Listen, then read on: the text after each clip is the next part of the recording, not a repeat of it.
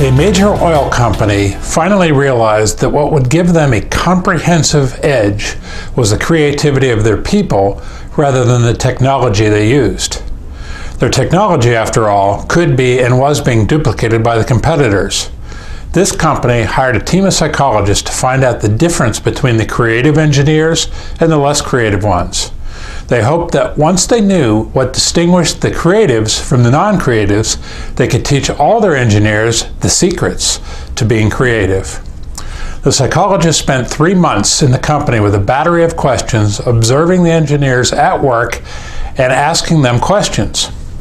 The chief difference they found between the two groups surprised everyone. It was very simple. The creative people thought that they were creative, and the less creative people did not think they were creative. This anecdote, recounted in Roger von Oertsch's book, A Whack in the Side of the Head, came to mind as Steph Otterson and I recently talked about writer's block, which each of us occasionally face. Von Oertsch talked about the importance of giving yourself a creative license by simply telling yourself that you are creative. However, as is typical for me, I suddenly wanted to know more about creativity. So I Googled creativity and came to Fast Company magazine's website, where I discovered an article describing Harvard Business School's Teresa Amabile and her research about creativity. Through her work, which topples 6 key myths about creativity, those seeking their own creative license might find some assistance. Here are her findings. Myth 1, creativity comes from creative types. Fact, like von Oertsch has pointed out through the oil company study, everyone has the ability to produce useful ideas. Myth 2, money is a creative motivator.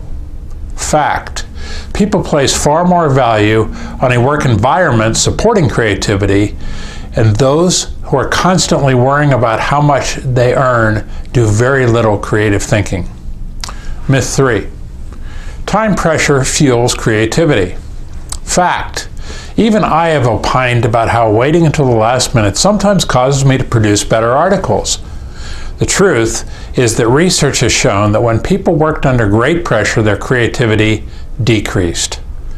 Myth 4, fear forces breakthroughs.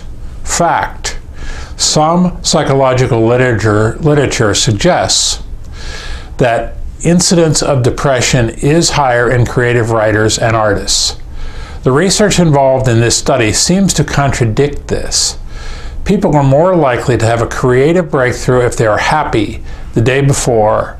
From personal experience, I can certainly concur. My best articles are written on a plane returning from holiday. Myth 5, competition beats collaboration. Fact, the widespread belief that internal competition fosters innovation did not turn out to be supported in this study. Conversely, most creative teams were comfortable sharing and debating ideas.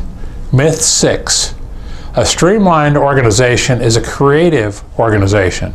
Fact, downsizing of organizations, especially the fear of the unknown leading up to the actual downsizing, led workers to disengage from the work, and according to the research, even 5 months after the downsizing, creativity was still down significantly.